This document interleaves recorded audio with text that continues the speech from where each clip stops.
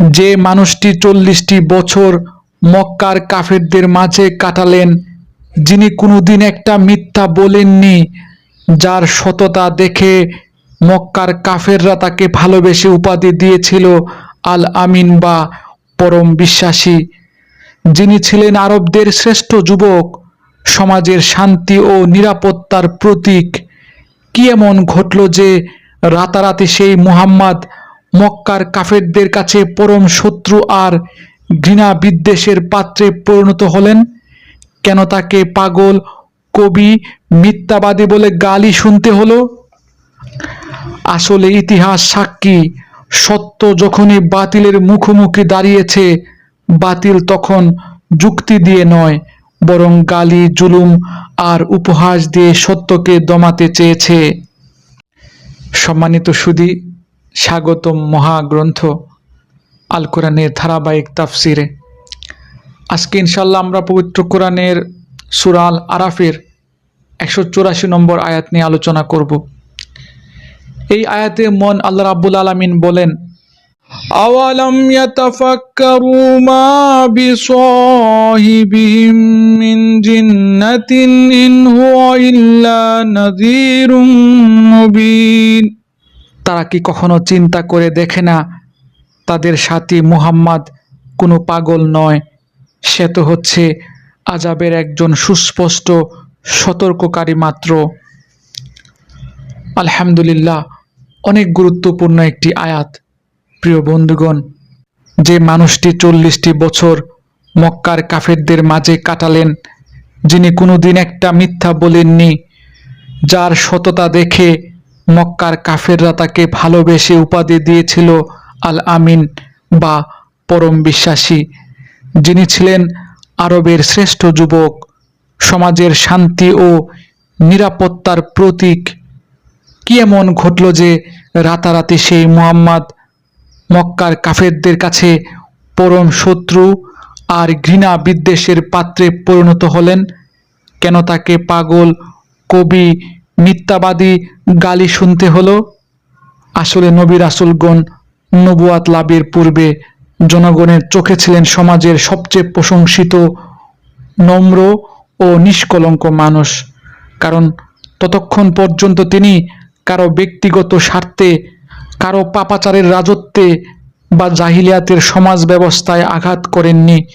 কিন্তু যে মুহূর্তে মহান আল্লাহ তাকে নবুয়াতের দায়িত্বে অভিষিক্ত করলেন, আর তিনি ঘরে বসে না থেকে হাটে ঘাটে, মাঠে বাজারে, সাফা পাহাড়ের চূড়ায় দাঁড়িয়ে তাওহীদের অমুক বাণী প্রচার করতে শুরু করলেন, অমনি পুরো প্রেক্ষাপট পাল্টে গেল। যখন তিনি বললেন, এক আল্লাহর দাসত্ব করো, মূর্তি পূজা ছাড়ো, পাপাচার থেকে দূরে থাকো এবং পরকালের কঠিন জবাবদিহিতার মুখোমুখি হওয়ার প্রস্তুতি নাও, তখনই আবু জাহেল, আবু লাহাবদের ক্ষমতার মসনদ কেঁপে উঠল। যিনি ছিলেন আল আমিন, তিনি রাতারাতি হয়ে গেলেন মিথ্যাবাদী, জাদুকর, কবি আর পাগল। যুগের শ্রেষ্ঠ মহামানবকে দেয়া হলো চরম মানসিক ও শারীরিক নির্যাতন, যার হাসি মুখ দেখে মক্কাবাসী একদিন তাদের হৃদয় জুড়াতো, সেই নুরানি চেহারায় তারা পাথর ছুঁড়ে মারল। তায়েফের ময়দানে রক্তে রঞ্জিত হলো সেই পবিত্র শরীর। ইতিহাস সাক্ষী, সত্য যখনই বাতিলের মুখোমুখি হয়ে দাঁড়িয়েছে, বাতিল তখন যুক্তি দিয়ে নয়, বরং গালি, জুলুম আর উপহাস দিয়ে সত্যকে দমাতে চেয়েছে। প্রিয় বন্ধুগণ, রাসূল সাল্লাল্লাহু আলাইহি ওয়াসাল্লাম এই দুঃখ কষ্ট সহ্য করেই সমগ্র আরবের বুকে সম্পূর্ণ আল্লাহর কোরআনের বাণী পৌঁছে দিয়েছিলেন। পাশাপাশি তিনি তার বিদায় হজের ভাষণে তার উম্মতকে বলে গিয়েছিলেন, হে উম্মত, আমার পক্ষ থেকে একটি আয়াত হলেও মানুষের কাছে পৌঁছে দাও।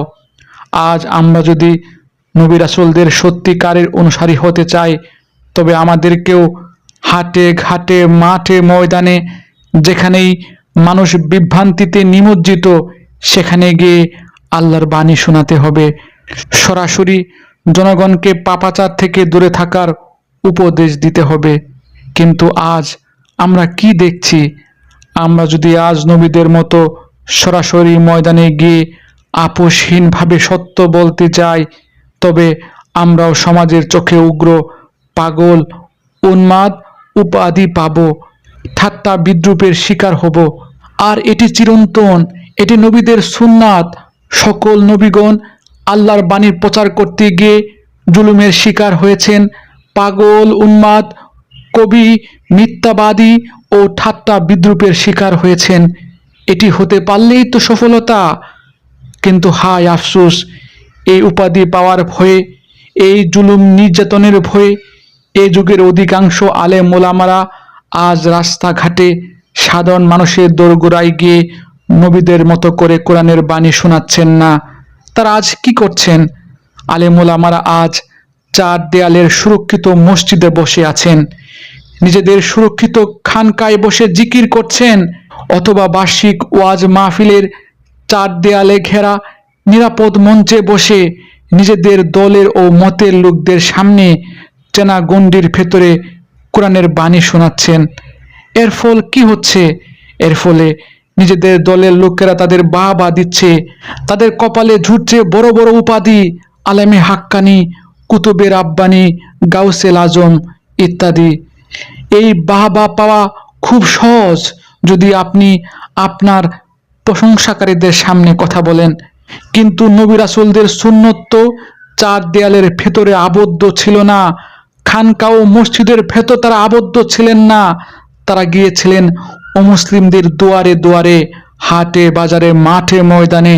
তারা গিয়েছিলেন আবু জাহেলের দরবারে, কাফেরদের কাছে তারা আল্লাহর বাণী পৌঁছে দিয়েছেন।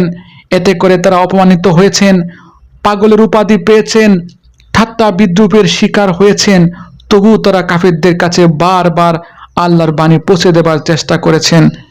প্রিয় বন্ধুগণ, আজ আলেম সমাজ ও দায়ীদের এই নিরাপদ দূরত্ব বজায় রাখার কারণে পৃথিবীর এক ভয়াবহ চিত্র আমাদের সামনে দৃশ্যমান।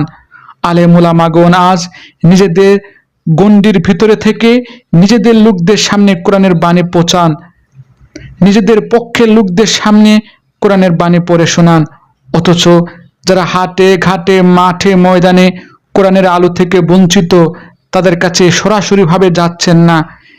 আর এর ফলে বিশ্বের প্রায় 800 কোটি মানুষের মধ্যে 700 কোটির বেশি মানুষ কোরআনের প্রকৃত আলো থেকে বঞ্চিত। তারা জানেই না কোরআন কি, তারা জানেই না ইসলাম কি, তারা জানেই না কোরআনে আল্লাহ কি বলেছেন, তারা জানেই না পরকালের জবাবদিহিতা কি, কারণ তারা কোরআনের আলো থেকে দূরে। প্রিয় বন্ধুগণ, আমাদের জেগে উঠতে হবে। আমাদের আরামদায়ক মঞ্চ আর উপাধির মোহ মত্ত হয়ে কোটি মানুষকে অন্ধকারে ছেড়ে দিলে চলবে না। আমরা ভুলে গেছি, হাটে বাজারে গিয়ে সত্য বলতে গিয়ে যদি গালি খেতে হয়, তবে সেই গালি খাওয়াটাই মুহাম্মদ সাল্লাল্লাহু আলাইহি ওয়াসাল্লামের আসল সুন্নাত। প্রিয় বন্ধুগণ, আসুন সূরা আল আরাফের এই আয়াত থেকে আমরা শিক্ষা নিই। সমাজ আমাদের পাগল বলুক, জাদুকর বলুক আর উগ্র বলুক, আমাদের দেয়াল ভেঙে বের হতেই হবে। শুধু মুমিনদের মঞ্চে নয়, বরং যারা পথভ্রষ্ট, যারা সত্য চেনে না, সেই আম জনতার কাছে মাঠে ঘাটে আল্লাহর দিনকে পৌঁছে দিতে হবে। তবে রাসূল সাল্লাল্লাহু আলাইহি ওয়াসাল্লামের উম্মত হিসেবে এবং আলেম সমাজ নবীদের প্রকৃত ওয়ারিস হিসেবে আল্লাহর দরবারে পার পেয়ে যাবেন। আল্লাহ আমাদের সবাইকে আরামের বিছানা ও লোক দেখানো উপাধির মোহ ত্যাগ করে রাজপথে আম্বিয়াদের সুন্নতে জীবনযাপন করার তৌফিক দান করুন। আল্লাহর কোরআনের বাণী সকলের কাছে পৌঁছে দেবার তৌফিক দান করুন। আমাকে সহ আপনাদের সবাইকে হাটে ঘাটে মাঠে ময়দানে কোরআনের বাণী পৌঁছে দেবার মানসিকতা, সাহস তৈরি করার তৌফিক দান করুন। এই প্রত্যাশা যেখানে শেষ করছি। ধন্যবাদ।